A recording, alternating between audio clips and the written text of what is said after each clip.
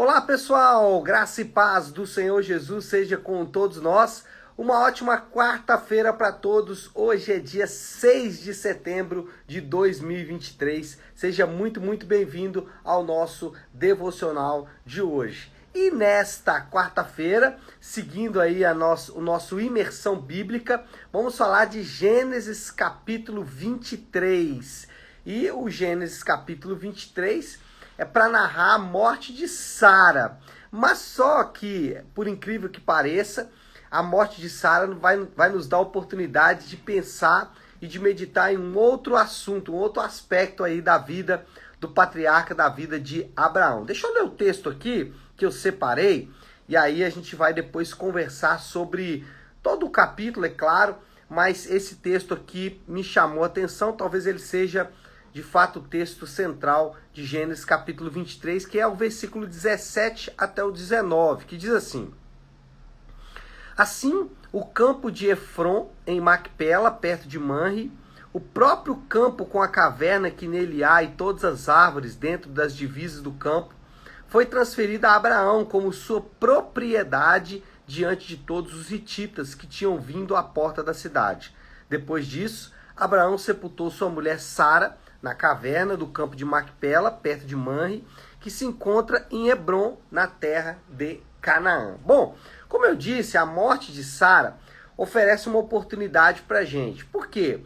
O narrador bíblico, ele não se atém muito ali naqueles acontecimentos depois da morte de alguém, né? Não fala muito sobre velório, sobre como foi a comoção geral e tudo mais. O que ele narra? Na verdade, ele vai narrar sobre a compra de um campo. Mas essa compra, e esse campo, obviamente, para sepultar, né, a Sara, ela havia morrido, mas essa compra do campo mostra como era a vida de Abraão, como Abraão vivia ali entre as pessoas daquela terra. E a gente pode perceber aqui, se a gente lembrar que a história de Abraão, ela tem um foco, né, que é mostrar a fé do patriarca, mostrar a fé de Abraão. Abraão é conhecido na Bíblia como o pai da fé. E aí o que a gente vai ver aqui é que a fé de Abraão, essa fé viva, essa fé que foi o testemunho dele durante toda a sua vida, ela se manifesta em um estilo de vida que vai exatamente de encontro a essa fé. A gente sabe que Abraão vacilou em vários momentos da sua vida, a gente já falou aqui sobre os momentos em que Abraão deixou escapar a oportunidade de manifestar fé, mas nesse caso aqui é o contrário, já mostra Abraão exercitando essa fé em meio às pessoas ao redor dele. Por exemplo, Abraão, ele adquire um campo, mesmo sabendo que Deus tinha prometido toda aquela terra para ele. Então olha só, parte da promessa de Deus, parte da promessa que foi dada a Abraão, era de que toda aquela terra seria dele. E aí o que ele faz? Ele compra um campo, mesmo sabendo que aquela terra era dele. Aí você pode falar assim, pastor, mas só que ele tinha que enterrar a mulher dele. É verdade. Só que foi oferecido para ele ali um lugar para enterrar a mulher dele, que talvez ele não precisaria gastar tanto dinheiro. Ele talvez pudesse ali economizar alguma finança, não precisasse gastar tanto. Aparentemente não existe nada de especial na caverna de Macpela, perto de Manre. Não existe nada de especial nesse lugar. Mas algo de especial existe naquilo que nós podemos aprender com essa situação de Abraão.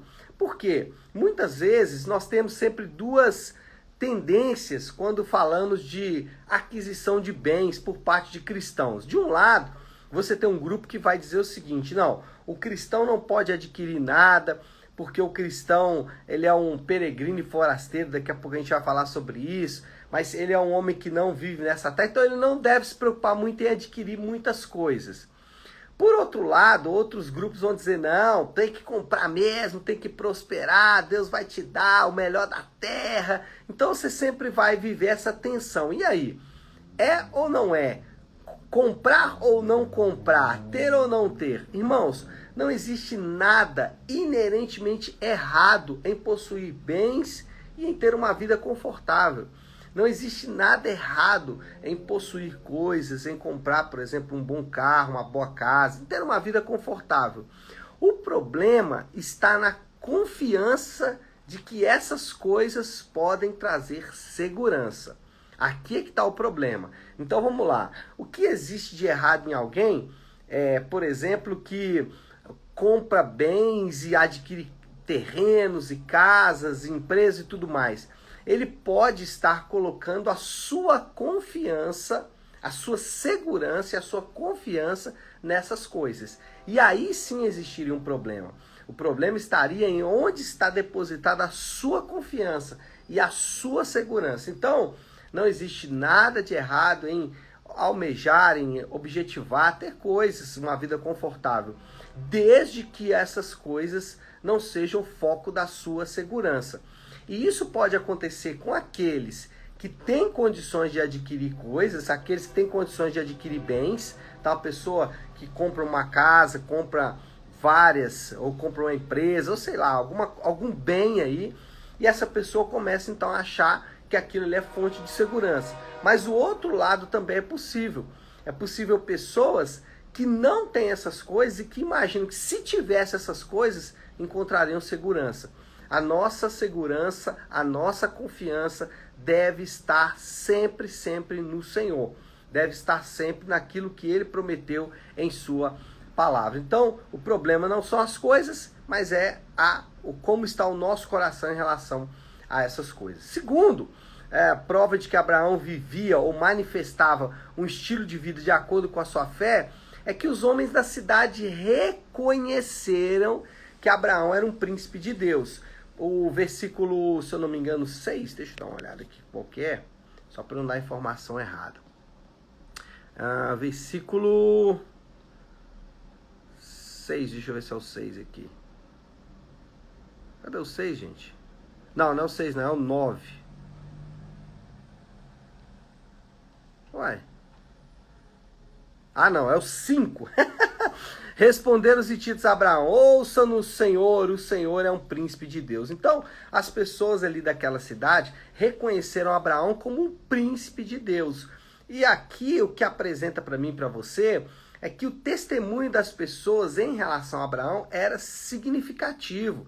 Eles diziam que ele era um príncipe de Deus. A gente não sabe exatamente o que eles quiseram dizer com isso, mas certamente não era algo ruim, né? Certamente era algo bom. E esse testemunho era maravilhoso porque mostrava exatamente a principal característica de Abraão. Abraão era um homem conhecido, como eu disse, como o pai da fé. E aqui você tem as pessoas testemunhando sobre a vida de Abraão. E aí a gente fala sempre do crente testemunhar. Mas as pessoas, elas devem reconhecer o nosso testemunho. Por quê? Por que nós temos que ser conhecidos? Ou qual é o testemunho que as pessoas têm que ter de nós mesmos? As pessoas têm que ter o testemunho de que o crente é uma pessoa de oração. Então, as pessoas te conhecem como alguém de oração, as pessoas te conhecem como alguém que ora, e aí é muito fácil, às vezes, você começar a mudar o seu estilo de vida para que reconheçam você como uma pessoa de oração. Primeiro, ore mesmo, né? Ore de fato. Mas, por exemplo, ore em locais públicos, sem vergonha, né? Sem ficar tímido. Ore, por exemplo, antes de almoçar, às vezes na sua empresa, ou com seus amigos, ou durante um jantar.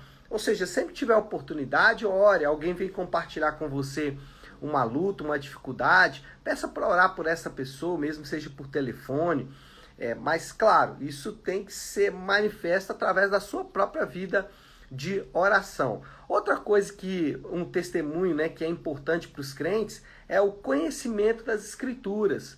Então, o cristão ele precisa ser alguém que conhece a Bíblia. Ele precisa ser alguém que maneja adequadamente a palavra da verdade. Ele precisa conhecer o texto bíblico, saber o texto bíblico e, de preferência, é bom que ele conheça alguns versículos até para ajudar pessoas, né? Isso demonstra aí também o conhecimento das Escrituras. Terceiro, integridade. O cristão precisa ser conhecido pela sua integridade. As pessoas podem reclamar de várias coisas sobre o cristão. Isso pode acontecer porque a gente está vivendo relacionamentos. E relacionamentos a gente sabe que nunca é fácil. Mas uma coisa que as pessoas não podem falar de um cristão é da sua integridade. Ele tem que ser alguém íntegro, de caráter íntegro. E por último, ele tem que ser conhecido, o seu testemunho tem que ser pelo seu serviço, ou seja, pela sua bondade, pela sua caridade, pela maneira como ele serve outras pessoas. Esses são aspectos importantes que as pessoas devem reconhecer como nosso testemunho. Agora, eu excluí aqui, né, que normalmente a gente gosta de dar o testemunho, que é dos milagres. Os milagres são bons e eles testemunham também de nós, mas eles não podem ser a principal maneira de testemunhar. As principais maneiras são essas: oração, conhecimento das escrituras, integridade e serviço. Terceiro ponto que eu quero destacar sobre a fé viva de Abraão, a fé que dava frutos, é que Abraão paga um valor substancial pela terra. Abraão pagou um preço, só para você ter uma ideia, Abraão pagou um preço de 400 pesos de prata por aquela terra, e anos depois pagaram 20 pesos por José. Olha só o quanto Abraão gastou por aquela terra. Mas o que mostra para nós é que Abraão não procurou levar vantagem, ele fez um negócio justo. Isso aqui é interessante porque ele poderia usar, né? Primeiro, os próprios homens da cidade disseram: você é um príncipe de Deus. Ele podia usar a morte da esposa, né? Chorar, falar: olha, eu preciso de um lugar, queria o lugar X, ela queria ser enterrada no lugar Y e tal, para tentar fazer um negócio mais vantajoso. Mas ele não fez isso. E o que isso me ensina? Que as relações comerciais dos crentes, elas devem ser pautadas não em ganhos financeiros, mas na teologia da criação. É isso mesmo. Olha só, um crente, quando ele vai fazer negócio, tem que estar em pauta ali, não é os ganhos financeiros, não é o quanto ele vai ganhar. E eu vejo, às vezes, o cristão contando testemunho de como ele se aproveitou de uma situação, de alguém, às vezes, passando uma dificuldade, para ele poder ganhar dinheiro, ter lucros financeiros.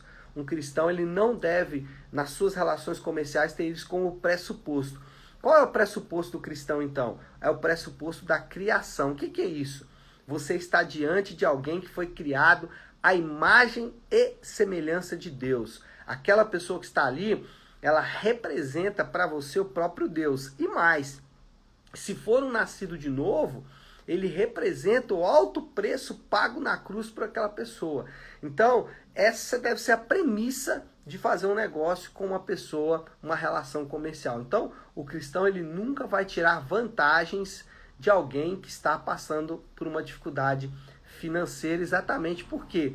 Porque isso aí não mostra a sua fé, não exemplifica a sua fé, não mostra que ele tem realmente segurança e confiança no Senhor. Tá certo, meu povo? Bom, qual é a moral da história? A moral da história é que a vida na terra é passageira e os crentes devem viver como peregrinos e forasteiros. Mesmo assim, testemunhar uma vida de adoração a Deus em todo o tempo. Então, esse deve ser o estilo de vida do cristão, a maneira como o cristão deve viver a sua vida na terra. Ele é um peregrino e forasteiro, ele vai passar aqui um pouco tempo, mas principalmente ele é um testemunho vivo daquilo que Deus fez na vida dele, e ele deve manifestar isso em todo o tempo. E aí, qual é o desafio do Léo aí, a aplicação final, né, para a gente poder orar sobre esse texto? O desafio do Léo aqui é muito simples. A nossa vida deve refletir a nossa fé. A nossa confiança, ela é refletida no estilo de vida que levamos. Se levamos um estilo de vida X, aquilo manifesta o estado do nosso coração. Se levamos um estilo de vida Y, também manifesta o estado do nosso coração. Então, cristãos que testemunham de maneira oposta à sua fé, estão apenas manifestando aquilo que está no próprio coração deles. Tá certo, meu povo? Vamos orar? Vamos colocar tudo isso aí diante de Deus? Se você puder, então, faça uma coisa, pare aí um instante, talvez, o que você está fazendo, e vamos juntos buscar a Deus em oração. Querido Deus, Pai de amor e graça, Senhor, eu quero louvar e adorar o nome do Senhor, que é justo, bondoso e amoroso em todo o tempo. Obrigado, meu Pai, por esse dia. Obrigado por mais um dia que o Senhor nos dá. Obrigado, Senhor Deus, porque a Tua misericórdia e a Tua graça foram derramados sobre nós durante esse dia. E nós clamamos para que o Senhor nos dê graça para viver de acordo com a Tua palavra, Pai. Vimos que a nossa fé, ela se manifesta no nosso testemunho. Ajuda-nos, Pai, porque às vezes nós não conseguimos testemunhar da maneira correta, não conseguimos refletir a fé que temos da maneira correta. Por isso precisamos da ajuda do Senhor, para que possamos fazer isso, para que o nome do Senhor seja glorificado em todo o tempo. Assim nós oramos, em nome de Jesus. Amém. Amém, pessoal? Bom, então é isso. Nós vamos ficando por aqui, só fazendo um aviso importante. Como amanhã é feriado e normalmente o pessoal vai dormir até mais tarde, nós não vamos fazer então o devocional nem amanhã e nem na sexta-feira. Então nós retornamos agora com o devocional na segunda-feira, mas você continua aí na sua imersão bíblica, continua lendo o seu capítulo da Bíblia e meditando nesse capítulo, e na segunda-feira nós retornamos aqui com o nosso devocional ao vivo, tá certo? Deus te abençoe, uma excelente quarta-feira para todos, fiquem com Deus.